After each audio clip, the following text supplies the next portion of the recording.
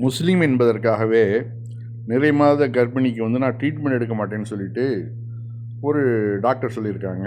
எப்படி வந்து நம்ம நாட்டில் வந்து மத பிரச்சாரம் செய்யப்படுகிறது அப்படிங்கிறது பாருங்கள். முஸ்லீம்களுக்கு மகப்பேறு பார்ப்பதில்லையாம். நிறை மாத கர்ப்பிணியான சாமா பரவீன் என்ற இஸ்லாமிய பெண் உத்தரப்பிரதேச மாநிலம் ஜான்பூர் மாவட்டத்தில் உள்ள பெண்கள் அரசு மருத்துவமனைக்கு போய் தனக்கு சிகிச்சை அளிக்க வேண்டும் என்று அங்கு பணிபுரியும் பெண் மருத்துவரிடம் கேட்டபோது அந்த பெண் மருத்துவர், நீ முஸ்லீம், நான் முஸ்லீம்களுக்கு மகப்பேறு பார்ப்பதில்லை என்று கூறி இரவு 9:30 மணிக்கு திருப்பி அனுப்பிவிட்டார். இதேபோல் மற்றொரு முஸ்லீம் நபருக்கும் சிகிச்சை அளிக்க மறுத்துவிட்டார். அங்கு பணியில் இருக்கும் நர்ஸை பார்த்து கடுமையாக, இது மாதிரி முஸ்லீம் நபர்களை ஆபரேஷன் தியேட்டருக்கு அழைத்து வராதே, வேறு யாரிடமாவது அழைத்து சென்று சிகிச்சை அளிக்கச் சொல் என்று அந்த மகப்பேறு மருத்துவர் மருத்துவம் செய்ய மாட்டேன் என்று கூறியதாக காட்சி பதிவுகள் உலா வருகின்றன. இந்து நாளேட்டின் செய்தியாளர் அந்த மருத்துவரை சந்தித்து இது உண்மைதானா என்று கேட்க சென்று முயற்சித்த போது அந்த மருத்துவர் கிடைக்கவில்லை. இப்படி ஒரு செய்தி 6/10/2025 ஹிந்து ஆங்கில நாளேட்டில் 10ஆம் பக்கத்தில் வெளிவந்துள்ளது. இந்த யோகி, மோடி, அமித்ஷா இது மாதிரியான வெறுப்பு பிரச்சாரங்கள் பண்ணதுனால வரக்கூடிய விளைவுகள் தான் இதெல்லாம். ஒரு மருத்துவர் வந்து ஜாதி மதம் பார்க்காம ட்ரீட்மெண்ட் எடுக்கணுமா இல்லையா? இப்போ வந்து இந்த மருத்துவருடைய மருத்துவ சான்றிதழையே பறிக்கிறதுக்கும் வாய்ப்பு இருக்குதா இல்லையா? ஆனால் இதெல்லாம் நடக்குமா? நடக்காது. அடுத்தாப்புல மத்திய பிரதேசத்தின் இந்தூரில் உள்ள சிட்லா மாதா பஜாரில் முஸ்லீம் சமூகத்தினர் அக்டோபர் 25ஆம் தேதிக்குள் சந்தையை விட்டு வெளியேற வேண்டும் என்று வலதுசாரி அமைப்பான இந்து ரக்ஷாவின் தலைவரும் இந்து பாஜக பிரிவு துணைத் தலைவருமான அஹ்லவியா கவுர் இறுதி எச்சரிக்கை விடுத்துள்ளாராம். மத்திய பிரதேசம் பாஜக ஆளும் மாநிலம். இந்தியா என்பது மதசார்பற்ற நாடு என்பதையும் ஜனநாயக குடியரசு என்பதையும் மறந்து இந்துத்துவ சக்தியில் கொட்டமடிக்கும் கொடிய நிலை பாஜக ஆளும் மாநிலம் விரைவி கிடைக்கிறது.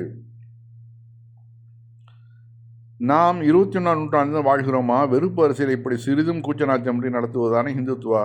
இந்து ராஷ்டிரம் அமுலாகிவிட்டது என்று கூறும் இவர்கள் ஆட்சியில் கும்பமேளா நர்சில் பல உயிர்கள் மாண்டாலும் அவர்களும் இந்துக்கள் தான். அதுபற்றி நீதி விசாரணையை நாடாளுமன்ற உறுப்பினர்கள் குழுவை அனுப்பியோ அறிக்கையை வாங்கிய நடவடிக்கையோ உண்டா? இவர்கள் எல்லாம் செய்கிறது எல்லாமே இந்துக்களுக்கும் எகென்ஸ்டாக தான் பண்ணிகிட்டு இருக்கிறாங்க. முன்னாடி வந்து முஸ்லீம் வீடுகள்லாம் புல்டோசர் விட்டு அடித்தாங்க. இப்போ இந்துக்களுடைய வீடுகளில் புல்டோசர் விட்டு வந்துருச்சு. ஏற்கனவே நீ வந்து வாயை பற்றிட்டு இருந்த முஸ்லீம்கள் தான் நடக்குது, நமக்கு ஒன்றும் இல்லையன்ட்டு இப்போ வந்து இந்துக்களுடைய வீடுகளுக்கு வந்த பிறகு அழுகுறாங்க. எங்களுடைய வாழ்வாதாரம் போயிடுச்சு, 60 வருஷம் 70 வருஷம் நாங்கள் சம்பாதிச்சு கட்டி அந்த வீடை வந்து இடிச்சிட்டாங்க, இப்போ நாங்கள் தெருவில் நிற்கிறோம் அப்படின்னு சொல்லிட்டு இதே வந்து முஸ்லீம்களுக்கு அடிக்க வந்தப்போ நீங்கள் தடுத்து இருந்தீங்கன்னா இப்போ உங்கள் வீடுகள் காப்பாற்றப்பட்டிருக்கும் இல்லையா? சரி, இனி அடுத்த தலைப்புக்கு போவோமா? இவன் வந்து இஸ்ரேலி சிறுவன் அங்கே வந்து பாலஸ்தீன பெண்ணுக்கிட்ட வந்து எப்படி வந்து முறைகேடாக நடக்கிறான் பாருங்கள். அவங்க வந்து இந்த பாலஸ்தீன பெண் வந்து எவ்வளோ வயசானவங்க. இவன் வந்து இவனுக்கு வந்து ஒரு 15 வயசு தான் இருக்கும். அவன் உடம்புல வந்து அந்த முகத்தை பார்க்கும்போதே ஒரு கொடூரமான ஒரு சின்ன பிள்ளைக்கு உள்ள ஒரு அந்த லட்சணம், அந்த முக இது வந்து அவன்கிட்ட கிடையாது பாருங்கள்.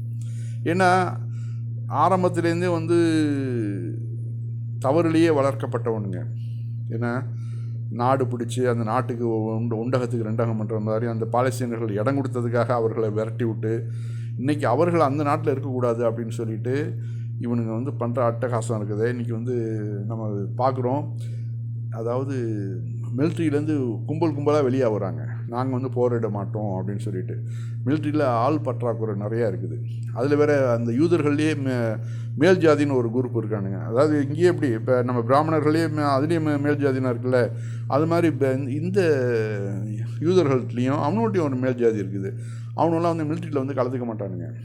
ஆனால் இப்போ வந்து ஆள் பற்றாக்குறையினால நீங்கள் வந்து அவசியம் மிலிட்ரியில் வந்து கலந்துக்கணும் அப்படின்னு நெத்தனியாகு கூப்பிட்றாப்புல.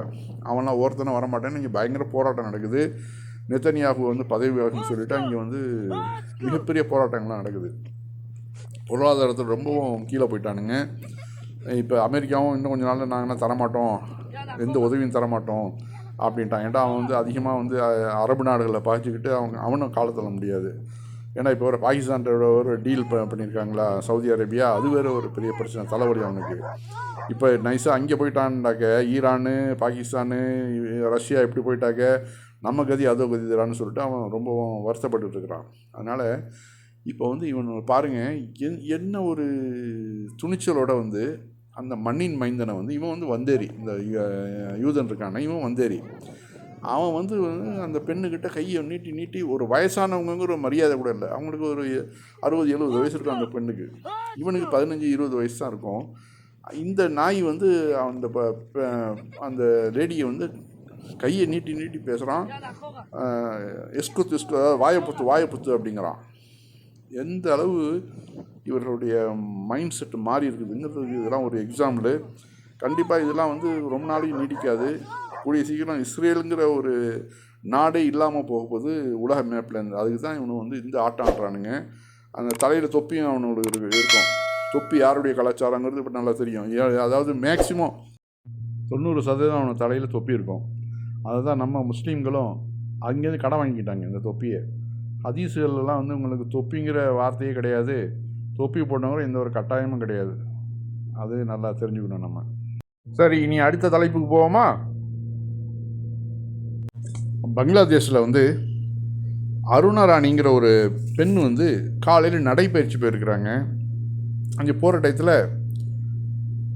கொலை பண்ணப்பட்டு அப்படியே புதரில் வீசப்பட்டிருக்கிறாங்க.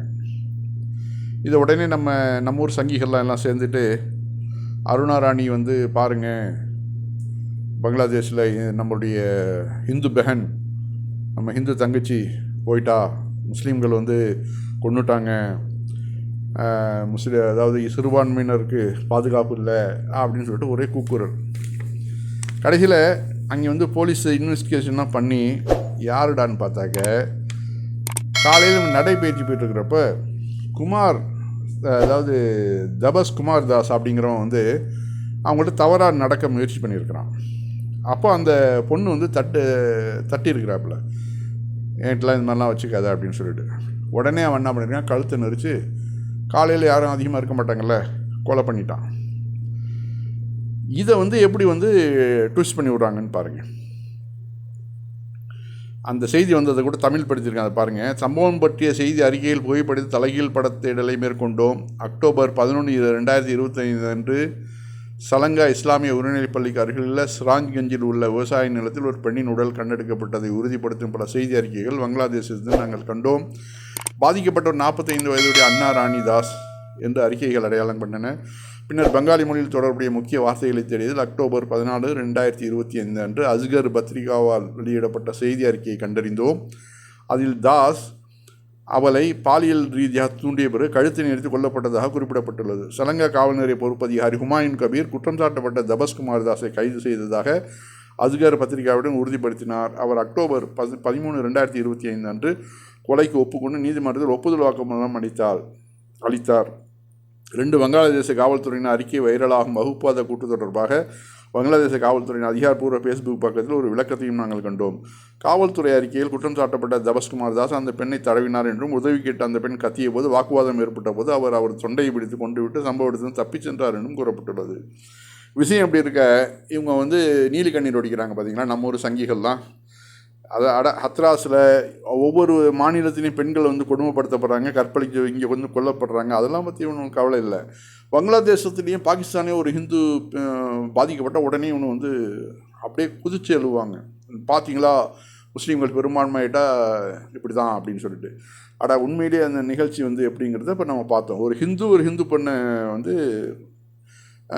கொலை பண்ணியிருக்கிறாப்புல. இதுதான் உண்மையான செய்தி. நம்ம சங்கிகள்கிட்ட ரொம்ப கவனமாக இருக்கணும். இது மாதிரியான விஷக்கருத்துக்களை பரப்பி இந்துக்களை வந்து ஒரு பயமுறுத்தியே வச்சுருக்கணும்னு அவங்க நினைக்கிறாங்க.